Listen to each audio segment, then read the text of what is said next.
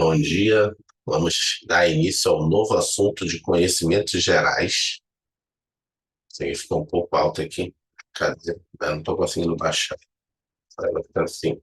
Começar um novo assunto de conhecimentos gerais, finanças públicas, com o curso nacional unificado. Né? Em assuntos, em finanças, desculpa, em finanças, nós temos 5 tópicos para estudar: atribuições econômicas do Estado, fundamento das finanças públicas, tributação e orçamento. Vocês já estão vendo o quadro aí? Estão me ouvindo bem? Sim, né? Estão vendo o quadro, não, lá, o PDF? Sim, professor, Ok. estamos.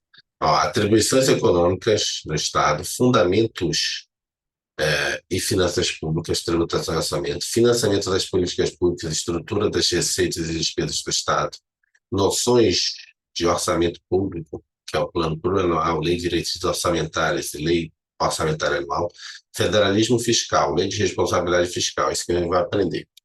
O que ocorreu esse material? Eu resolvi ser um pouco mais específico, fazendo da seguinte forma. Eu tentei dividir, hoje são agora 6h40, 6h50, tentei dividir por blocos. Então, botei aqui nesse bloco exatamente 30 slides, 30 páginas, porque as páginas aqui são praticamente slides, né? São bem curtas. Então, a gente vai ver o item 6.1 e 6.2. Eu separei em bloquinhos do PDF. Então, esse aqui tem 30, 29, porque já tem 28. E já tem essas menos essas duas, e menos uma ou duas lá embaixo, que é onde tem o link para as questões do TEC. Então, temos 27 páginas para ler hoje. E amanhã, provavelmente, a gente vai ver o 6.3 na terça, na quarta, 6.4 e na quinta, o 6.5. Se Deus quiser, aí na sexta-feira ou segunda-feira já começa os exercícios. Então, a gente vai ou a gente discute logo os exercícios no final aqui, fazendo a cada um dia, depois exercício, um dia exercício. Não sei qual que a gente vê. Não sei também se a gente vai conseguir concluir agora a leitura. Porque a gente ficava com aquele arquivo grande de 100, 70 páginas, e aí aqui eu resolvi criar bloquinhos para a gente ter uma ideia, que nem apresentação. A cada, sei lá, um minuto a gente conseguir ler uma página. E dentro de atribuições, né, econômicas do Estado e fundamentos, né, das finanças públicas, primeiro na parte de atribuições do Estado. O que a gente vai ver? Funções econômicas do Estado, função alocativa, distributiva e estabilizadora, os principais campos da gestão financeira dos entes públicos e elementos cruciais na definição e objetivo da natureza do orçamento, que é o item 6.1. E depois, lá embaixo, vai ter um outro sumário, um pequeno sumário, para fundamentos das finanças públicas, tributação e orçamento. É isso? É, 6.2. Vamos lá. Começar a leitura. Finanças públicas. Finanças públicas é a gestão e a administração das receitas, despesas, dívidas e investimentos do setor público. É um ramo da economia e também do direito financeiro. Então, na área jurídica, a gente estuda como se fosse mais direito, né? Mais as leis, as normas, as regras, as resoluções que regulamentam as finanças do Estado. E do ponto de vista da economia, você estuda mais a parte, vamos dizer assim, econômica, matemática das finanças públicas, né? Fazer os cálculos de balanço orçamentário, balanço financeiro. Então, as finanças públicas do Estado podem ser estruturadas com esse viés, até com viés também de administração pública.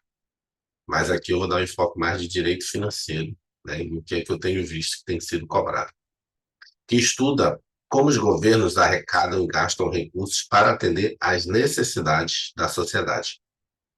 O objetivo das finanças públicas é garantir. Aí vai perguntar assim, mas não envolve direito tributário antes de avançar? Sim, envolve direito tributário. Direito tributário nada mais é, se você pega aqui, opa, ia pegar errado, pegar a ferramenta aqui. Direito financeiro nada mais é, direito tributário nada mais é do que o estudo. Que na realidade, sim, existem alguns direitos que acabam que eles são mais conhecidos do que o próprio direito maior. Então, o direito financeiro é maior, o direito tributário é menor. Só que acaba a gente tendo mais contato com o direito tributário, por causa de orçamento, aliás, por causa de imposto de renda, os tributos, ICMS, IPVA que a gente paga, do que o direito financeiro. Mas o direito financeiro nada mais é do que uma subdireito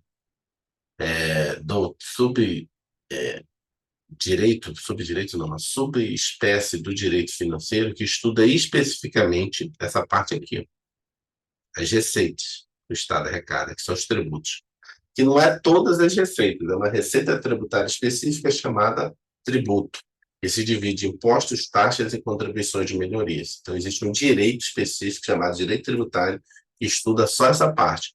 O direito financeiro estuda a receita, a despesa, as dívidas e os investimentos. E o direito tributário estuda uma das receitas. Existem várias receitas, receita orçamentária, extra-orçamentária. Existe a receita orçamentária chamada tributos. Dentro dos tributos tem uma subespécie e o direito tributário estuda tudo isso. Então, na verdade, quando você estuda direito tributário, você está estudando um sub-ramo do direito financeiro, que é o direito tributário. Então, você vai ver que também a gente vai ter que saber muita coisa sobre direito tributário quando a gente for estudar a parte de receitas nesse assunto. Vamos lá, continuando. O objetivo das finanças públicas é garantir a saúde financeira do governo, promover a estabilidade econômica e alcançar uma distribuição justa de recursos. Isso envolve a elaboração e execução do orçamento público, o gerenciamento da política fiscal, a avaliação do impacto das políticas governamentais na economia e o controle da atividade da dívida pública. Exemplo. O governo pode decidir aumentar os investimentos em infraestrutura, destinando uma parcela maior do orçamento para a construção de estradas, escolas e hospitais. Isto requer uma análise das fontes potenciais de receitas, como aumentar impostos ou emitir títulos governamentais, e um planejamento cuidadoso para garantir que os recursos sejam adequadamente alocados. Então, finanças públicas, deixa eu tentar reduzir o quadro todo, mais um pouquinho aqui, vamos lá. Então, finanças públicas é o quê? É a gestão e a administração das receitas, despesas, dívidas e investimentos do setor público. Então, quando você fala uma pessoa especialista em finanças públicas, ou é um auditor de finanças públicas, é auditor de finanças, quando ele fala finanças públicas. Então, ele é um cara que estuda ou aprende a gerir receitas, despesas, dívidas e investimentos do setor público. Inclusive, tem concursos para auditor de finanças, né? Agora mudou o nome, auditor de finanças e controle interno. Mas é o pessoal que trabalha com isso no governo federal. Existe também a carreira chamada analista de planejamento e orçamento, também trabalha com finanças públicas. Então, você pega o edital desse cargo, você vai ver que o foco está aqui em finanças públicas. Aí você tem que aprofundar, aprender muito sobre receita, sobre despesa, decorar o manual de receita, manual de despesa. É um ramo da economia e também do direito financeiro, né? E aí, de novo, dentro dele, você tem que aprender muitos dos conceitos de direito tributário. Por quê? Porque na hora que você vai estudar receita, você vai entender que dentro das receitas existem os tributos. E dentro dos tributos, você vai ver que existem impostos, taxas e contribuições. E aí você tem que aprender todos esses detalhezinhos, esses conceitos. E isso aí você aprende dentro do direito tributário. Então, o ramo da economia e também do direito financeiro, estuda como os governos arrecadam, né, a parte tributária, fiscal, gastam os recursos, que é a parte, né, de despesa, como é que você faz a despesa, como é que você aloca o orçamento, para atender às necessidades da sociedade. O objetivo das finanças públicas. Qual é o objetivo das finanças públicas? Garantir a saúde financeira do Estado, ou seja, o Estado tem que estar sem déficit, hoje está com déficit, infelizmente, né? Há muito tempo agora está com déficit, mas garantir que você tenha uma saúde financeira que você esteja pelo menos 0 a 0. Promover a estabilidade econômica. Estabilidade econômica vem justamente do país não ter déficit, do Estado não ter déficit, e aí você tem como pagar as suas dívidas e investir em políticas públicas e alcançar uma distribuição justa de recursos, ou seja, fazer os projetos, né, de distribuição de renda, de equalização de renda, como se chama. Mas para isso você não tem que ter déficit. Hoje, há muito tempo a gente tem déficit. E aí, Ivan, a gente tendo déficit, como é que a gente faz política pública? Por meio de empréstimo, né? Então, hoje as políticas públicas é como se você estivesse numa casa, tivesse que fazer as coisas na sua casa e você estivesse pegando cheque especial para fazer. Então, você está passeando, você está pagando o colégio do seu filho, você está fazendo tudo com cheque especial. Imaginou você na sua casa fazendo as coisas com cheque especial? Tem tudo para dar errado, hein? Virar uma bola de neve isso, mas os governos, em geral, países subdesenvolvidos, fazem política pública assim. Então, tocando o dia a dia da sua casa com cheque especial, né? Só rolando dívida. Atribuições econômicas do Estado. As atribuições econômicas do Estado se referem às responsabilidades que ele possui no âmbito da economia de um país. Essas atribuições incluem a regulação, a intervenção e o financiamento em diversos setores, e promoção do bem-estar social e desenvolvimento sustentável. Ou seja, atribuições econômicas do Estado é quando o Estado intervém na economia. Qual é a atribuição do Estado na economia? Primeira, e que deveria somente ser essencial, segundo alguns conceitos liberalistas, né, de liberalismo econômico, seria o Estado deveria, no máximo, regular. Fora daí, não fazer mais nada. Mas, lógico que, mesmo nos países que surgiram o liberalismo, o Estado não atua somente assim. Então, o Estado também intervém na economia, então não só regula, mas como intervém. Inclusive, como a gente estudou na parte de administração pública federal, criando empresas públicas, sociedades economistas, para atuar na economia. Então, isso se chama intervenção, não é só regulação, é atuando. O financiamento de diversos setores, que é o fomento. Então, você financia micro e pequenas empresas, financia setores específicos que o Brasil precisa, né, aumentar ou até ter mais exportação.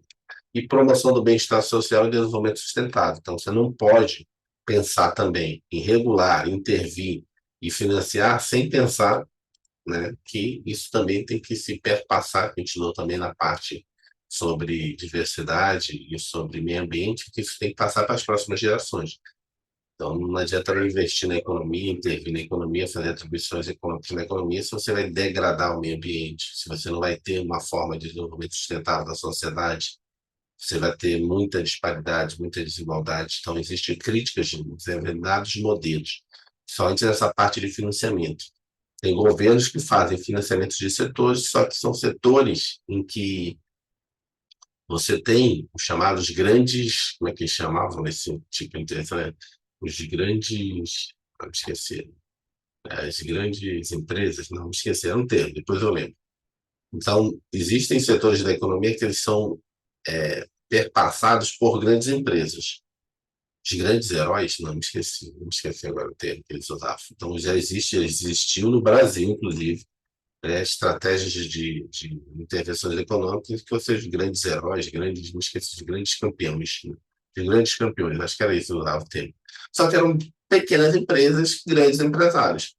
Melhorava o Brasil, porque eu tinha grandes exportações, automaticamente grandes receitas para o Brasil, né, desenvolvimento, ok. Só que ficava concentrado nas mãos das empresas. Ou é melhor fazer atribuições econômicas, intervenções econômicas, como outros países que investem em todas as empresas, em todas as micro e pequenas empresas. Então, esse financiamento de setores é muito questionado, principalmente assim, né, eu te acompanho esse nível político, quando esse financiamento se dá, principalmente bancos grandes, conhecidos, tipo BNDES. Qual é a estratégia de atribuição? Financiar as grandes empresas de setores específicos, como aconteceu no passado, e aí, eventualmente, se esse empresário quebrar, ele quebrou e levou todo o recurso ali da população, porque esse recurso é nosso, né, do BNDES, do Banco do Brasil, da Caixa Econômica, ou distribuir essa atribuição de intenção de atividade econômica por meio de financiamento em várias empresas.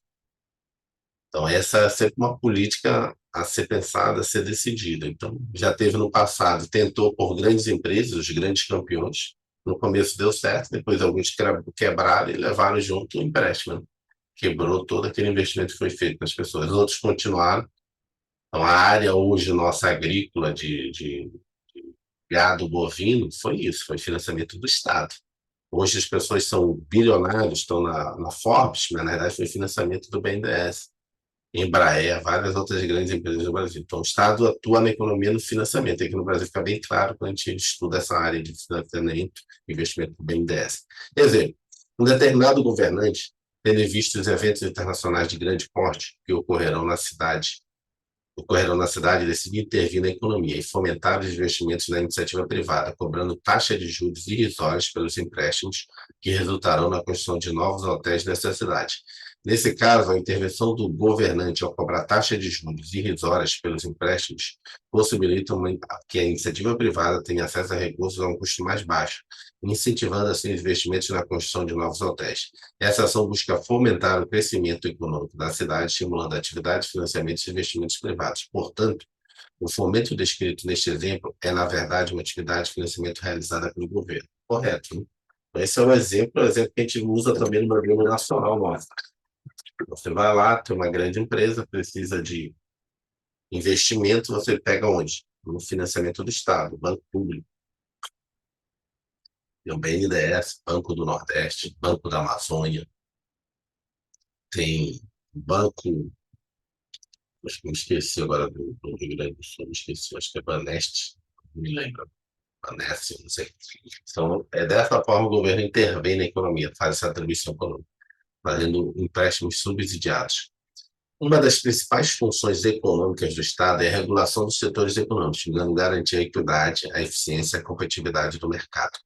Isso inclui a criação de leis e normas que regem as atividades econômicas, a supervisão de práticas comerciais e a definição de regras tributárias, entre outras ações. Exemplo, a estipulação de salário mínimo, a fiscalização do cumprimento dessa norma pelo setor privado são atribuições do Estado para garantir a proteção dos direitos trabalhistas e promover a justiça social. Por mais que tenhamos surgido ali no começo do século XVII, XVIII, o liberalismo, verificou-se que o liberalismo junto com o capitalismo não era uma situação em que deixa, como falava o Adam Smith, deixa que a mão invisível vai equilibrar isso aí. Percebeu-se que essa mão invisível, né? Ah, não, oferta e demanda vai equilibrar e vai dar tudo certo. O patrão precisa de empregado e vai pagar bem o empregado. Não funciona assim. Sabe? O capitalismo tem defeitos, como qualquer sistema, é um sistema. Todo sistema tem uma falha no sistema. Uma das falhas do sistema é essa. É que você acaba criando situações em que o Estado, se ele não intervir, cria muitas disparidades. E aí acaba as pessoas querendo ter outras visões, guerras, brigas, o que for.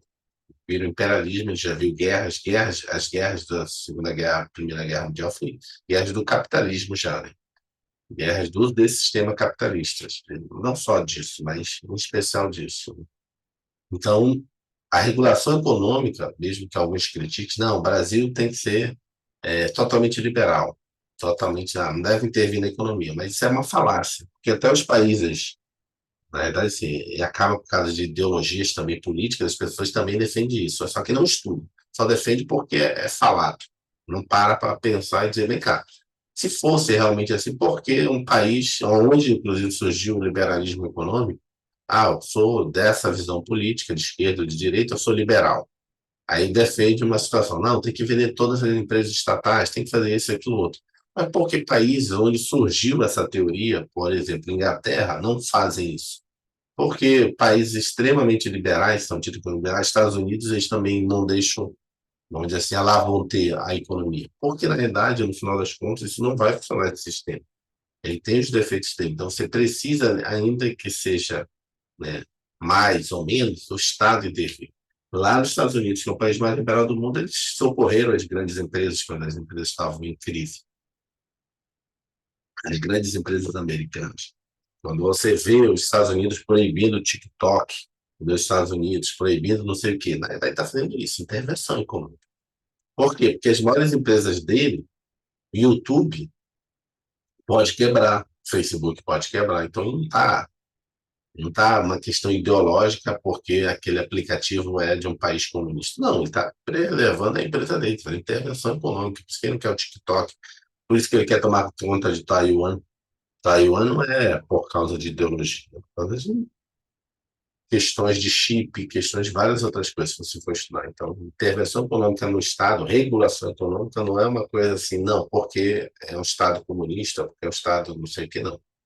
É um Estado extremamente liberalista, extremamente de qualquer visão ideológica, ele vai ter que ter essa intervenção mínima no Estado, porque senão ele tem defeitos, o sistema capitalista tem defeitos que ele precisa ser moldado, né, de forma que ele funcione de forma mais adequada. E uma das formas é o Estado regular, pelo menos por enquanto.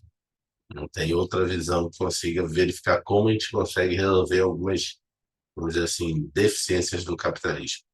Além disso, o Estado possui a função de intervir na economia quando necessário, como forma de dirigir falhas de mercado. Essa intervenção pode ser feita através de políticas fiscais, né, investimento, monetárias e comerciais. Monetárias é emissão de papel moeda, né, dinheiro. Visando estimular o desenvolvimento econômico, regular desequilíbrios ou proteger a indústria nacional. O Estado pode implementar medidas de estímulo à inovação tecnológica, como a concessão de incentivos fiscais, com o objetivo de fomentar a competitividade e o crescimento econômico.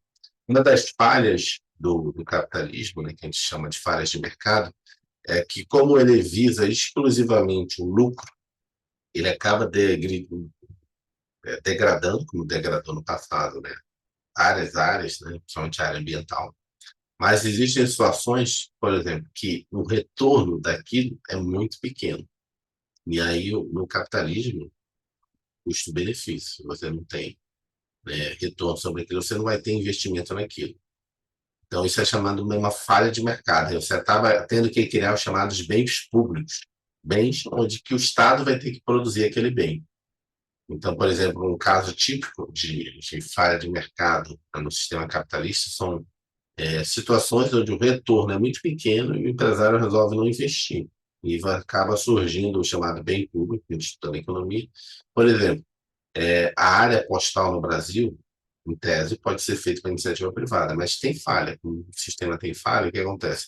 Será que ter interesse uma pessoa em dar um jeito de enviar uma carta lá para uma cidadezinha lá no Acre, tem que pegar avião, barco, essas coisas todas, o custo de levar aquilo ali, uma carta ou um pacote daquilo, seria muito grande. E provavelmente aquela área não seria atendida, porque aquilo ali não tem retorno financeiro, né? O grande mote do capitalismo é simplesmente sempre o retorno financeiro. Então, isso é uma falha. Então, o Estado atua justamente nessas falhas de mercado. Então, onde a iniciativa privada não vai ter esse retorno baseado no custo-benefício, o Estado tem que atuar, porque senão a pessoa vai ficar desassistida. Então, hoje, no Brasil, o serviço postal ele é um serviço do Estado, apesar da iniciativa privada poder atuar. A iniciativa privada poderia atuar somente ela na educação? Poderia. Mas, de novo, falha do sistema capitalista. Em alguns locais isso não ia funcionar, não funciona, não tem interesse ali, as pessoas não têm como pagar, não tem o recurso, então tem que ter também pelo Estado, educação, saúde. Várias áreas você vai ver que tem sempre essa falha, porque vai ser sempre um cálculo matemático, né? Você é empresário, você tem uma cultura, uma mentalidade capitalista. Se isso não te dá retorno, por que você vai investir naquilo, vai botar seu dinheiro? E aí, para quem fica essa responsabilidade? Do Estado. Ou, como é feito em alguns setores, o Estado não entra, mas o Estado regula e obriga que aquela área econômica faça também atendimentos ou investimentos nessa situação onde ele não faria por uma falha do sistema, porque o sistema é o seguinte, é uma conta matemática. Investimento, mais despesa, mais custos, tem que ser positivo. Se for negativo, eu não posso investir. Eu não tenho como investir. Então, isso acontece, por exemplo, na área, como é que o governo atua na área de telecomunicações? Antigamente, é, antigamente o governo obrigava as telecomunicações a colocar aqueles telefones, não tem mais noção, só antigamente quem tinha noção disso, telefones públicos em determinadas áreas. Aqueles telefones públicos, eles não davam retorno para a empresa, que as pessoas às vezes fraudavam, sei lá o que faz aquilo. Mas o custo, porque você tinha cada local, quantidade de fichas, que é aquele local ficha, né? No começo era ficha, depois era cartão, né? Que não sei quem lembra disso. Telefone público funcionava com uma ficha, tinha que botar a ficha lá dentro dele. Depois passou a ser usado um cartãozinho. Só que as empresas tinham controle de cada ponto daquele, o que ele gerava de retorno. Em alguns locais só gerava prejuízo. Só que o Estado, em regulação econômica, dizia: olha, isso aí quem fazia antes era eu. Isso era um serviço público, telefonia. Agora que eu passei para você, no sistema capitalista, custo versus benefício. Para a empresa ali no sistema capitalista, no nosso sistema atual, ele não colocaria um telefone público ali naquela localidade, naquele bairro, mas o Estado obrigava. Isso é chamada regulação econômica. Então, o Estado faz algumas regulações para que o sistema funcione de forma o quê? Equilibrada, proteger a indústria, ao desenvolvimento. Quais são as funções do Estado né, funções econômicas do Estado. As funções econômicas do Estado são as mesmas funções do orçamento, e elas se referem às atividades desempenhadas pelo governo para garantir o funcionamento adequado da economia e atender às necessidades da sociedade. As funções podem ser agrupadas em três categorias: função alocativa, função distributiva e função estabilizadora. É bom que a gente já memoriza para o orçamento público. Então, o orçamento público ele tem essas três funções. E a função do Estado também na economia como um todo, tanto na receita, quanto na despesa, quanto no investimento público, é cumprir essas três funções. Função alocativa é alocar os serviços não fornecidos pelo setor privado. É isso que a gente estava conversando. Em alguns locais, pelo modo de produção que a gente tem hoje, preponderante capitalista, não existe o melhor. Hoje, é conhecido no mundo, 90% do mundo, 90% do mundo, estou falando em termos de país, é afetado pelo sistema capitalista. 99%, sei lá. E até os países hoje que tinham um sistema de economia planificada, que era vinculado, pessoal, vincula ao chamado comunismo, mas na verdade o sistema político é comunista, o sistema econômico era sistema planificado. Se você for estudar economia, você vai entender o que é o sistema planificado. É o sistema em que o Estado faz toda a economia. Ele planeja toda a economia. Que eram os países comunistas da época. Hoje, até o maior país comunista do mundo, que é a China, né? Ela usa o sistema também de modo de produção capitalista. A Rússia também, que é um país, né, que surgiu o comunismo, em tese, né, hoje é uma ditadura, mas também em tese é a berço do comunismo, Lenin, Stalin, tudo nasceu na Rússia, também usa o sistema capitalista. E nesse sistema capitalista, como a gente está explicando aqui, existe essa falha. Existem alguns setores que você não vai haver investimento pela iniciativa privada. Então, a função do Estado, nesse sistema, no modo de produção que a gente tem, é o Estado mesmo fornecer esse bem. Porque senão ele não vai ser fornecido, a pessoa não vai ser atendida, o cidadão não vai ter o atendimento. Então, é a função alocativa, é alocar serviços que não são fornecidos pelo setor privado. E, normalmente, o Estado atua, como pelo correio, né? Então, o sistema postal nosso, se não fosse feito pelo Estado, algumas áreas não seriam atendidas pela iniciativa privada. Porque o custo de enviar uma carta, um pacote para aquele local é muito mais caro. E não teria retorno, daria prejuízo.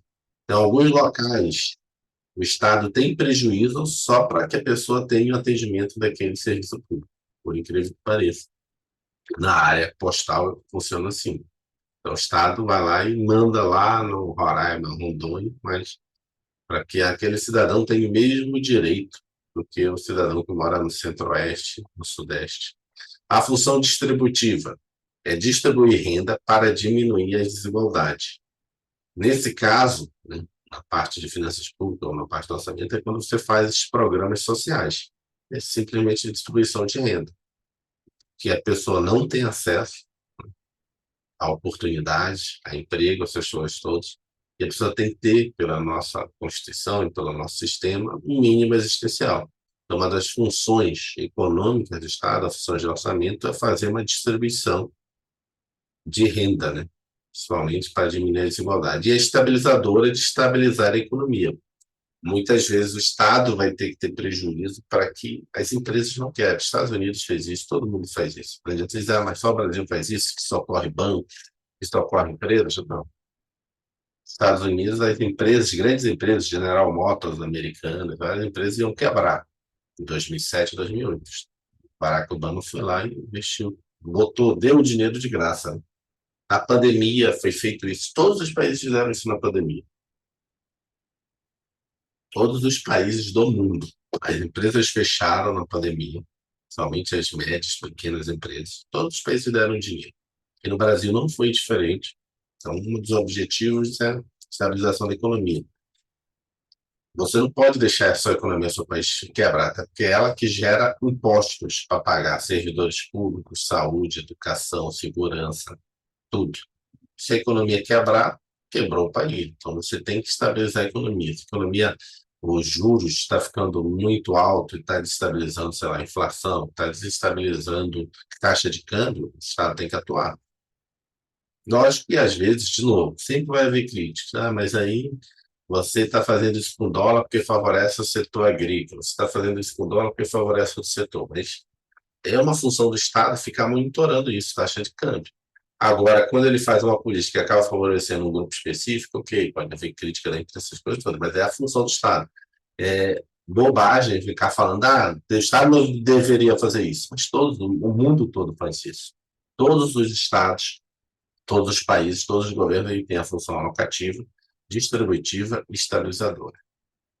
Sempre vão atuar na alocativa, que é prestar serviços públicos aos seus cidadãos, onde a iniciativa privada não está prestando, distributiva é distribuir a renda para que todos tenham dignidade mínima, a renda mínima. Pode em qualquer país da Europa você vai ter essa renda mínima. Diferente do Brasil, que é muita gente, e as pessoas acabam ficando muito tempo lá, a pessoa se sente constrangida em ficar recebendo isso e fica querendo sair daquela situação. No Brasil, sabe que é outra cultura, a pessoa até não, vou ficar por aqui mesmo. E estabilizadora é a questão da economia. Questão exemplo, vamos resolver uma questão exemplo aqui. Richard Musgrave propôs uma classificação das funções econômicas do Estado, que se tornou clássica e se confunde com a classificação das funções do orçamento. Em decorrência disso, passaram a ser consideradas do orçamento as funções. Quais são as funções? Alocativa, distributiva e estabilizadora. Alocativa é colocar bens públicos onde a iniciativa privada não colocaria, serviços e bens. Distributiva é distribuir de forma que você tenha uma igualdade, minimamente. Tentar reduzir as desigualdades sociais. Estabilizadora é estabilizar a economia, de forma que você não tenha, hoje, situações como tem em outros países, tem aqui na América Latina, como a Argentina, onde se perdeu-se a economia, praticamente. Vamos estudar rapidamente as três funções aqui. O que é a função alocativa? A gente já viu em regra geral, mas vamos ler novamente. Na função alocativa, o governo intervém na economia alocando recursos para setores considerados de interesse público. Ele determina onde os recursos devem ser direcionados e como devem ser utilizados. Um exemplo, a empresa brasileira de Correios e Telégrafos, como eu dei um exemplo, né, é considerada pelo Brasil e para a maioria dos países como um setor onde, mesmo que a iniciativa privada não consiga atuar, o Estado vai ter que atuar. Todo mundo precisa ter acesso. A empresa brasileira de Correios de Telégrafo é considerada pelo Supremo Tribunal Federal como imune ao pagamento de impostos. A razão dada pelo STF é de que a EBCT oferta o serviço público de entrega de correspondência em localidades distantes a preços pequenos, de modo que serviço que não seria oferecido adequadamente, a não ser por um alto custo pelo sistema do mercado privado. Assim, as atividades mais rentáveis da EBCT estariam também imunes para auxiliar no custeio das operações de entrega de correspondência em locais pouco habitados e de difícil acesso. Nesse caso, ao imunizar as atividades mais rentáveis da EBCT para auxiliar no custeio das operações de entrega de correspondência em locais pouco habitados e de difícil acesso, o governo estaria promovendo correções na alocação dos serviços, que não seriam oferecidos adequadamente, a não ser por alto custo pelo sistema de mercado privado. Isso representa, por exemplo, a função alocativa do Estado. Então, a função alocativa é essa, é você colocar onde o sistema capitalista ou a iniciativa privada não colocaria os serviços públicos, né, aquele serviço público. E aqui, o que é que o Supremo decidiu?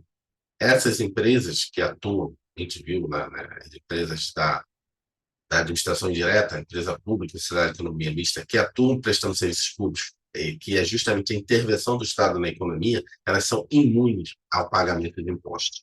E aí sempre tem essa discussão, pô, se ela é imune, ela não está tendo benefício, porque ela é uma empresa, está atuando no mercado, mas ela não paga imposto.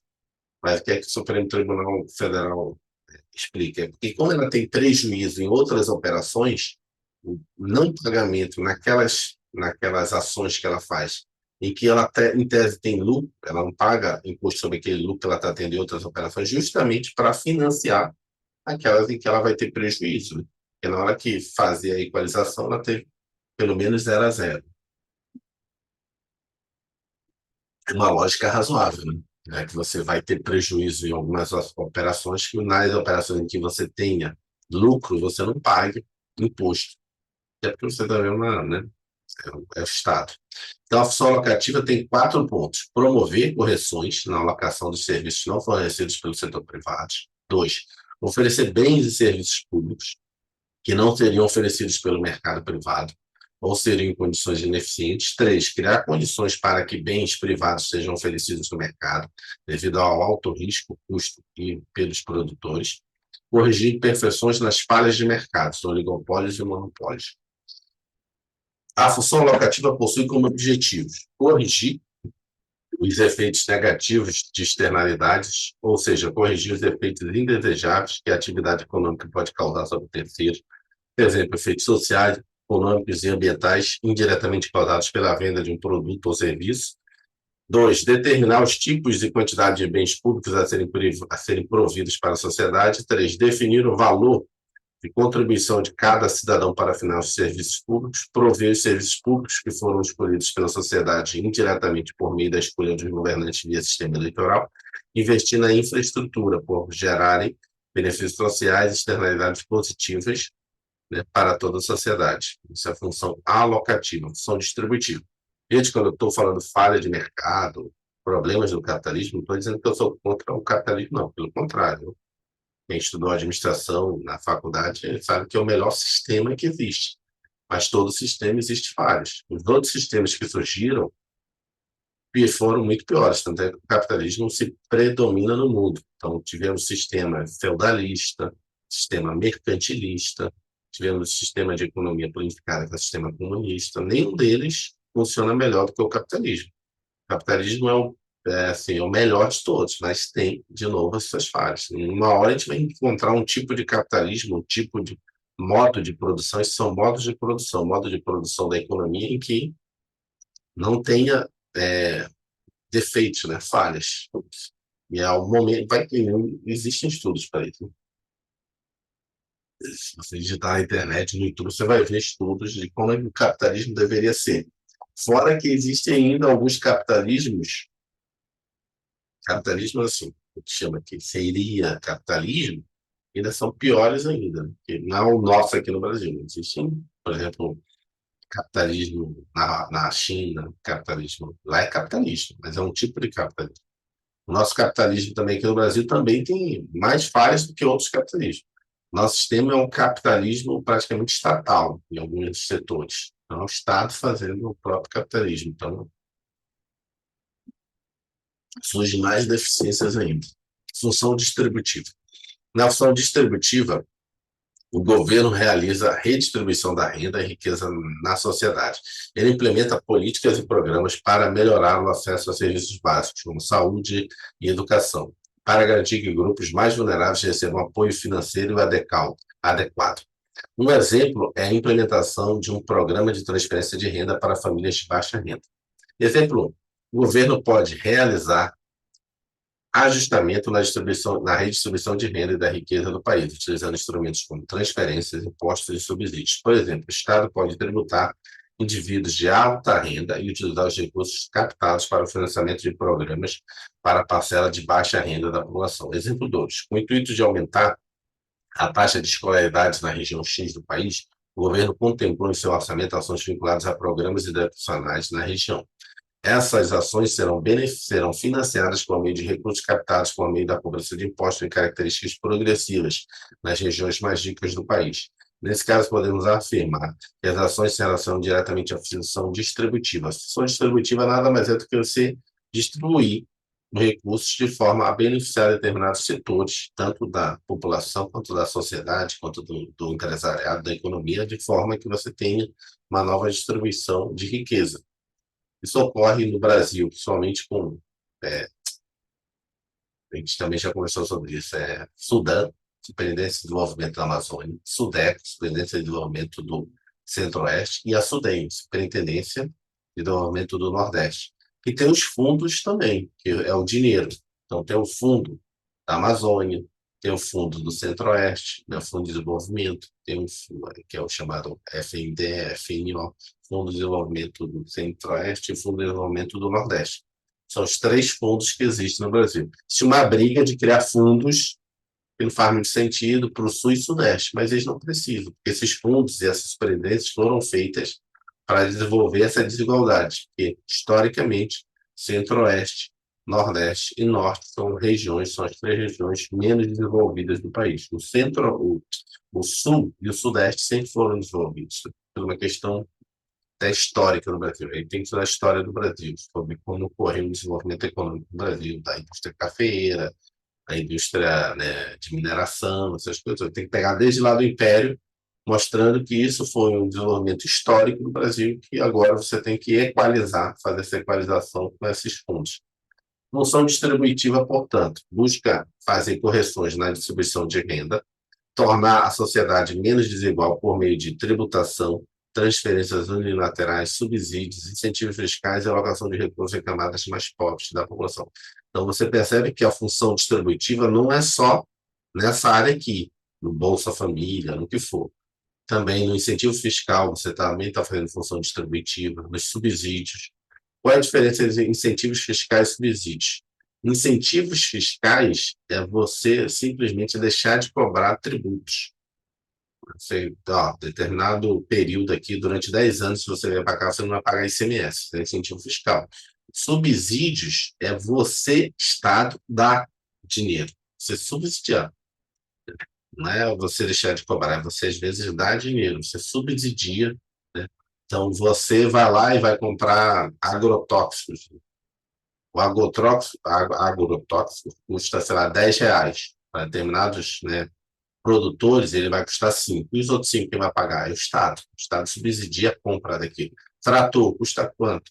Esse trator aí custa, sei lá, 200 mil. Você vai pagar, na verdade, 100 mil. Os outros 100 mil quem vai pagar é o BNDES. Então, é subsídio. Subsídio é o governo botando dinheiro para essa. As transferências unilaterais são transferência de recursos orçamentários e tributação, né? Você tributar mais e menos em determinado setor. Então, normalmente a gente ouve falar na função distributiva, como exemplo, essa aqui, ó, distribuição de renda mesmo, dinheiro para a população. Programa Bolsa Família, justamente a função distributiva mais famosa, né? Os programas de transferência de renda no Brasil, como Bolsa Família, por exemplo, não são baseados em critérios alocativos compulsórios dos assistidos. Esses programas são destinados a famílias em situações de vulnerabilidade social e tem o objetivo de garantir o acesso a recursos financeiros para suprir suas necessidades. Para identificar as famílias que mais necessitam de assistência, os critérios de seleção para esses programas não são de natureza incondicionada, pois levam em consideração algumas condições como indicadores de renda per capita, composição familiar, condições de trabalho, entre outros fatores. Por fim, a participação dos programas é voluntária e não existe qualquer tipo de contrapartida compulsória dos beneficiários. Tem que entender isso aqui. Então, primeiro, a, a participação no programa é voluntária. Significa o seguinte: se a pessoa não quiser participar do Bolsa Família, não quiser receber do governo, é meio lógico. Se ela quiser, ela não recebe. Ela não é obrigada a receber. O governo não é lá, obriga você a receber o determinado recurso. São as pessoas que procuram cadastro, né? Qual é o nome? Cadastro, esqueci agora.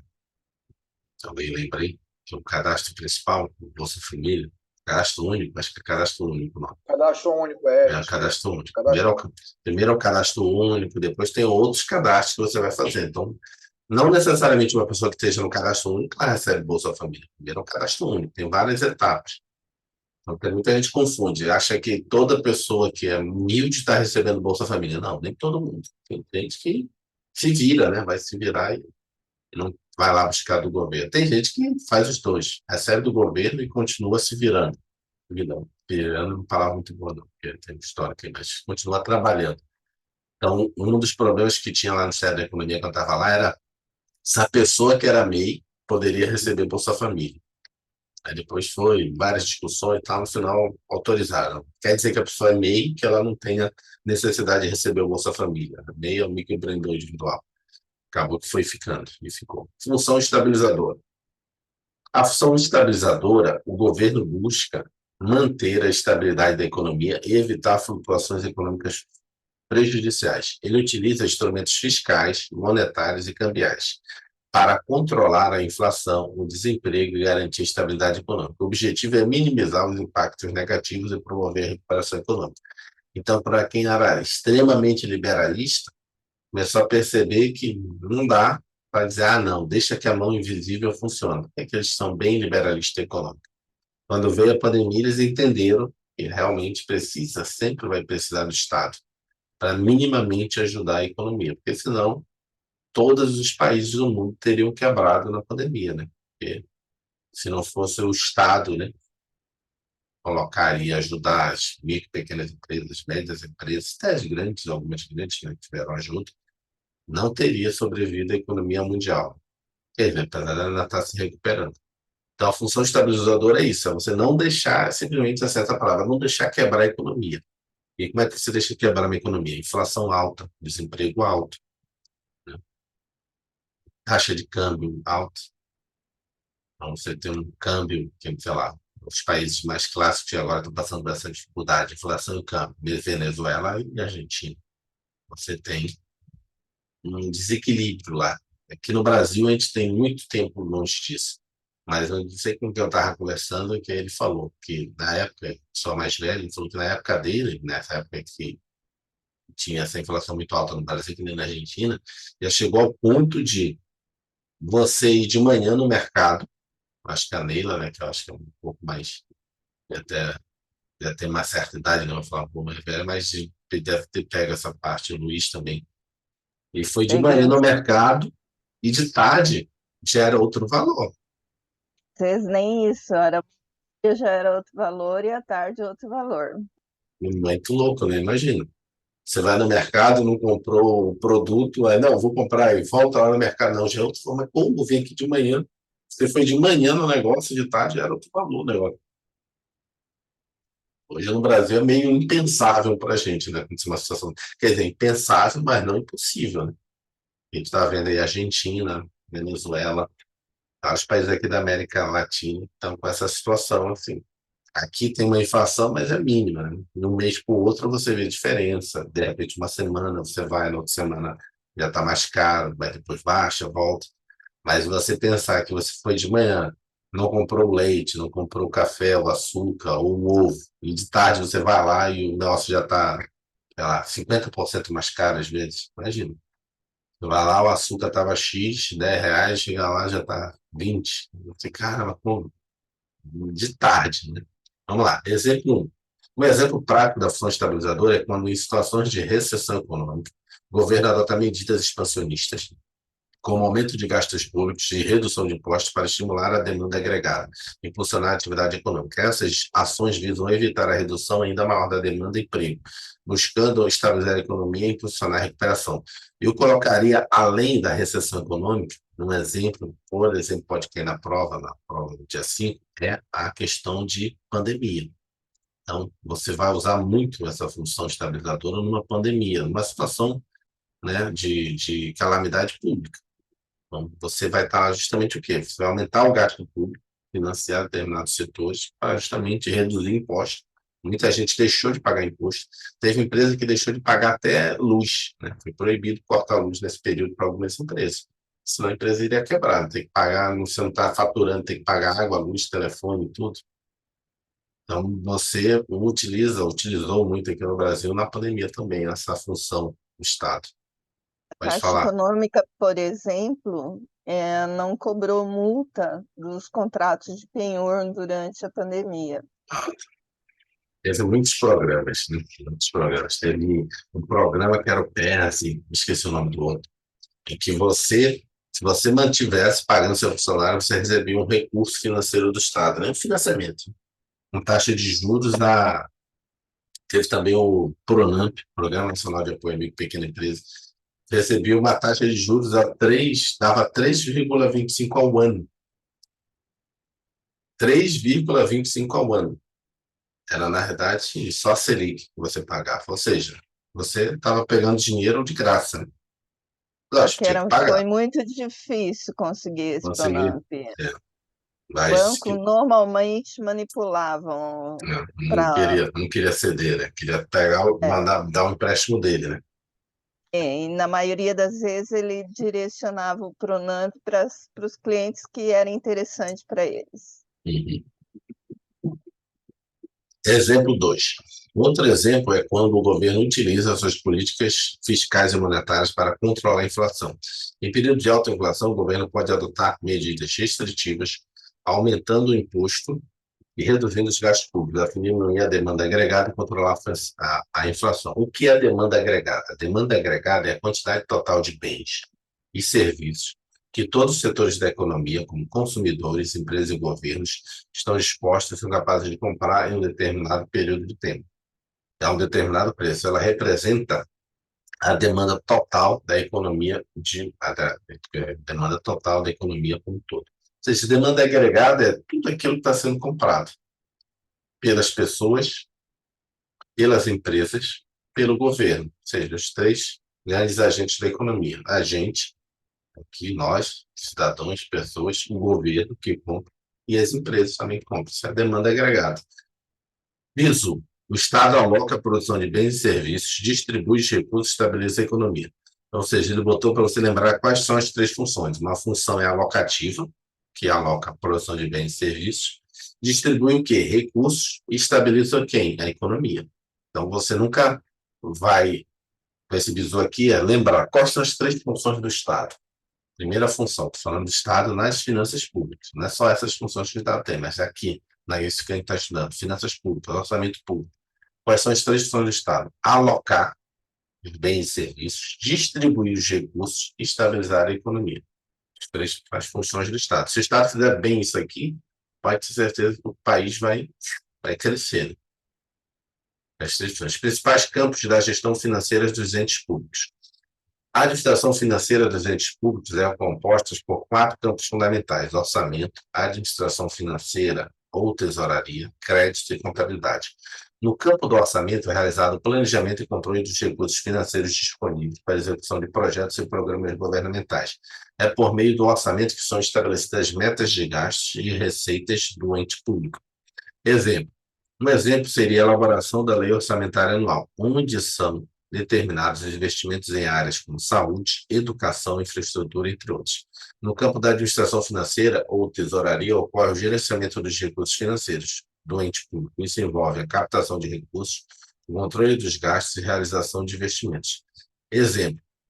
Um exemplo seria a gestão dos recursos arrecadados pelos impostos, onde é necessário controlar as despesas para garantir que os recursos sejam utilizados de forma adequada, buscando atender às demandas da população. O campo de crédito puro envolve a obtenção de empréstimos e financiamentos por parte do ente público. Um exemplo seria um governo estadual que busca financiamento para a construção de novo hospital, utilizando recursos provenientes de um empréstimo junto à instituição financeira. Então, a administração financeira dos entes públicos é composta por quatro. Fiz um risco aqui errado. Então, a administração financeira, né, que já é outro assunto, que a gente já engatou aqui. Deixa eu botar aqui no comentário. Então, é a administração financeira do Estado. Vou pegar aqui, a administração financeira do Estado, né, entre os entes públicos do Estado, da União, do município, eu vou botar aqui orçamento, a administração financeira, o crédito público e a contabilidade. Isso aqui é o orçamento. Quem faz? Secretaria de Planejamento no governo federal. Secretaria de Planejamento e Orçamento. São os analistas de planejamento e orçamento. A administração financeira e contabilidade. Quem faz são os analistas de finanças e controle, que é a Secretaria do Tesouro Nacional, e aqui a Secretaria do Tesouro Nacional faz a contabilidade. O crédito público é meio disperso no Ministério da Fazenda, mas o crédito público é justamente emissão de títulos, né, de títulos da dívida. Então, são as quatro áreas, outras quatro áreas. Administração financeira, que a gente viu ali, o Estado atuando na economia. Qual a função do Estado na economia? Aquelas três. A administração financeira, quatro. Orçamento, administração financeira. Orçamento é você planejar. A administração financeira é você já arrecadou e como é que você vai gastar. Crédito público é justamente como você vai, né, fazer os títulos e você vai alocar os recursos também concedendo. E a contabilidade é o registro. Por fim, a contabilidade é o responsável pelo controle e registro de todas as transações financeiras realizadas pelo ente público. Isso inclui a análise de receitas, despesas, ativos e passivos. Um exemplo seria o registro contábil das receitas e despesas de uma autarquia governamental ao longo de um ano fiscal. Portanto, a gestão financeira dos entes públicos abrange esses quatro campos essenciais. Então, gestão financeira do ente público. Quatro campos essenciais que contribuem para a eficiência e a transparência e utilização dos recursos públicos. Uma questão exemplo. Segundo Lino Martins da Silva, 2004, o exame da gestão e administração financeira de qualquer ente público evidenciará que ela desenvolve fundamentalmente nos campos de. Então, ou seja, está perguntando quais são os campos da administração financeira de um ente público. Vamos procurar aqui: organização, investimento, orçamento, administração financeira, tesouraria, crédito público e contabilidade. Letra E, né? Então, você precisa, ó, orçamento público é o quê? Elaboração da lei orçamentária anual. Administração financeira orçamentária, então, gestão dos recursos orçamentários. Esse aqui é orçamento. Que você não, o orçamento público é só uma previsão do que você vai arrecadar. A administração financeira, que é realmente assim, o recurso já que entrou no caixa, e é a administração financeira em si. O orçamento público não é uma administração financeira, é uma administração orçamentária. Você só prevê, que nem quando você faz a planilha da sua casa: eu vou receber X e vou gastar Y. Você só gasta o Y quando você recebe o X, quando o pagamento cai na conta. Se o pagamento não cair, ou se o governo não arrecadar os impostos, não tem a administração financeira. O crédito público é a obtenção de empréstimos e financiamentos. É justamente a emissão de títulos da dívida, né? Quando o governo vai lá e emite: quero vender aqui, preciso de dinheiro. É o crédito. E a contabilidade é o registro. Deixa eu ver que elas têm 7h40, deixa eu ver se mais esse assunto tem que ensinar. Antes concerne a questão do objetivo e a natureza do orçamento. Eu acho que dá mais uma página. E aqui acaba esse assunto. Amanhã a gente continua o próximo. E viu pelo menos metade, que você quer dar para a gente ver tudo hoje. Vamos lá.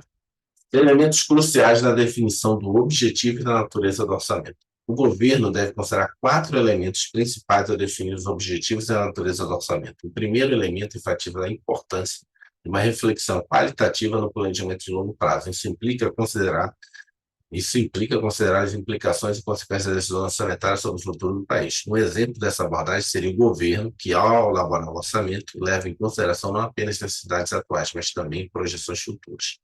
Segundo elemento, então, o primeiro elemento, cadê? O primeiro elemento seria enfatizar a importância do planejamento de longo prazo. Então, primeira perspectiva do orçamento, né, elementos que concernem a definição do objetivo do orçamento, é pensar no longo prazo. Segundo elemento, enfoca a concentração na análise de fatores essenciais das atividades fins do setor público. Isso significa que o orçamento deve priorizar recursos para áreas como saúde, educação e segurança, que são fundamentais para o desenvolvimento do país. Ou seja, o elemento crucial do orçamento é o longo prazo. Segundo, atividades fins do setor, que é saúde, educação, segurança. Eu colocaria com a próxima aí: saúde, educação, segurança. Tem um quarto aí que está faltando. Sempre. Acho que são esses 3, não. Estaria transporte também. Transporte ali.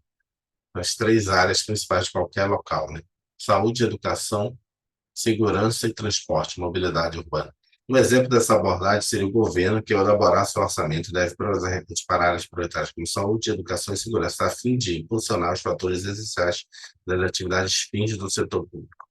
O terceiro elemento destaca a natureza estratégica de decisões orçamentárias, que podem ter impactos significativos e quase irreversíveis para a nação. Por isso, é fundamental que o governo avalie cuidadosamente as escolhas a serem feitas. O terceiro, é a natureza estratégica das decisões.